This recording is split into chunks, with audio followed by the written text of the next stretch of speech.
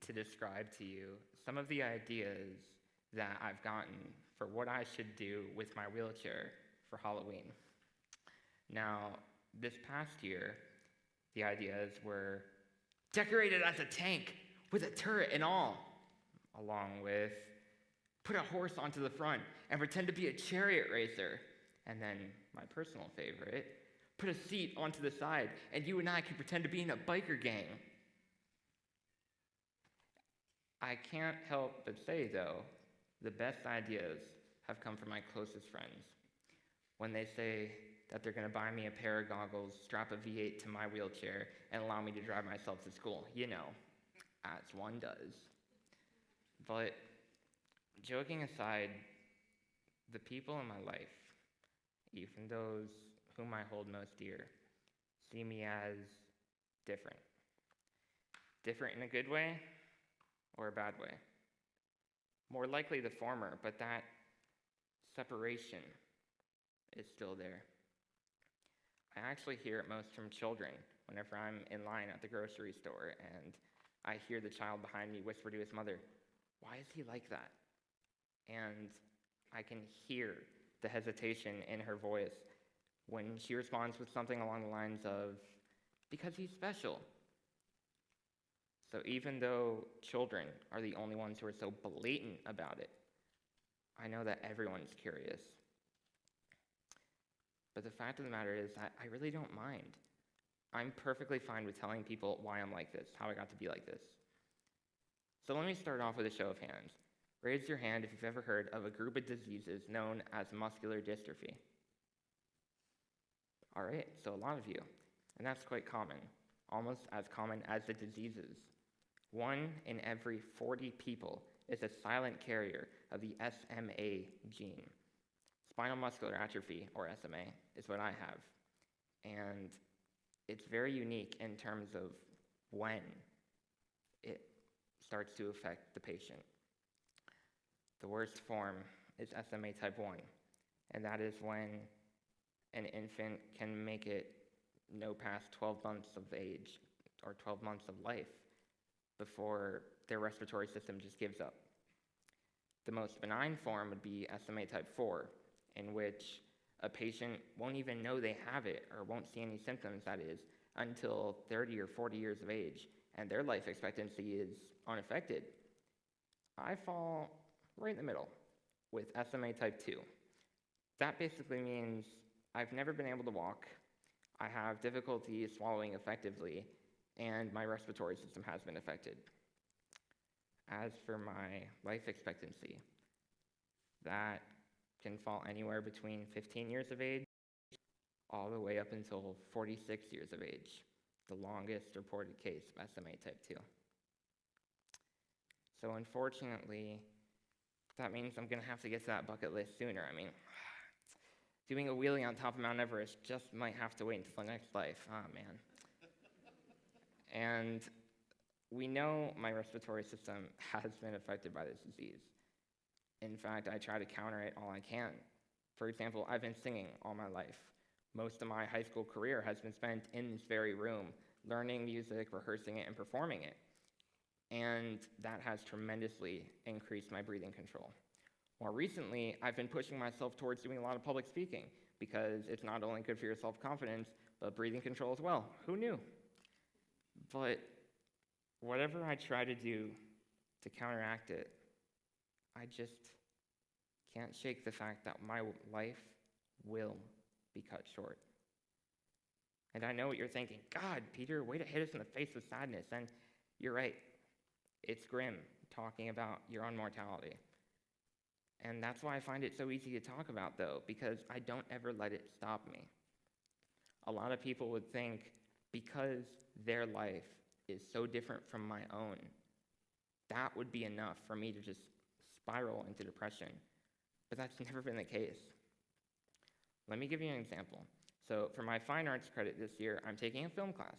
And the very first films we watched were silent, black and white films. And the first film, I was watching it, and I remember thinking to myself, man, if I was sitting here in the theater in 1900, I would totally ask for my money back. This is so boring without sound. The only reason I can think that is because having sound in my movies is all I've ever known. Take this example and apply it to my life.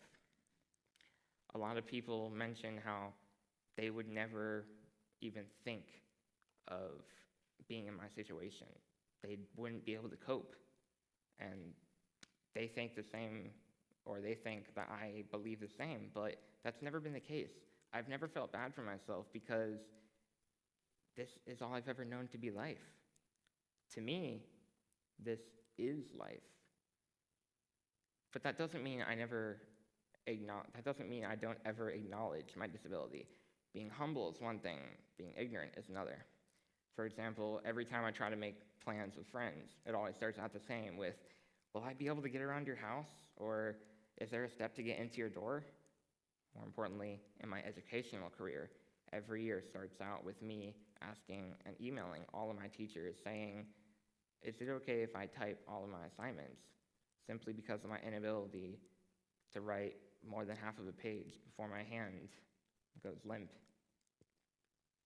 So I know how big of a burden I have in my life. I know how big the cross is that I have to carry with me every day.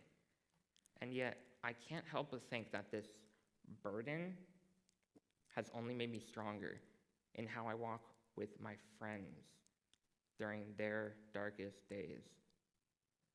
Just a few years ago, I was speaking to one of my closest friends, and she was just having an awful day. And I told her the truth. I said, people look up to you. You mean a lot to so many people, and someone needs to be the lighthouse, brightly shining for all to see, even during the darkest of storms. She took this in mind and felt tremendously better after I had said this. And this ability of mine, this ability to inspire, I don't think it comes from motivation. I think it comes from love. And that's something the world is really running low on these days. I am almost always seen with a smile on my face. In fact, just the other day, one of my closest friends, Chris, asked me, Peter, how do you stay so positive every day? And I told him the truth. I said, I've always taken life head on with a smile on my face and laughter in my back pocket. And he told me that's a really rewarding way to look at life. And going a little off script here, before giving this speech, I gave it to a smaller audience. And after I'd given it, this person came up to me and told me, Peter, that really, really spoke to me. And I just want to thank you for that, because every once in a while, I lose hope in the positivity in the world, and I feel like I'm the only one who's always positive. So thank you for reviving me. And I just don't know what else to describe it as other than the power of love, because I think that's the best way to deal with fear. Just laugh in the face of it, and it can't do anything to you. It shows you the power of a laugh, the power of a smile, the power of love. And I've been so blessed to have had the same group of tightly knit friends stick with me all the way from freshman year until today, my junior year.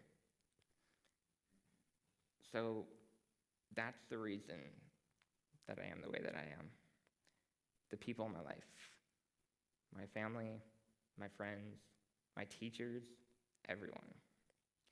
They are the reason that I get up every single morning with a grin on my face. So to answer the question, being in a wheelchair has affected my life in so many ways that I am so blessed to have had this opportunity to connect with so many different people. Now in closing, what's the difference between each and every one of your lives when compared to mine? Well, depending on how you look at it, nothing. You've been wonderful. Thank you.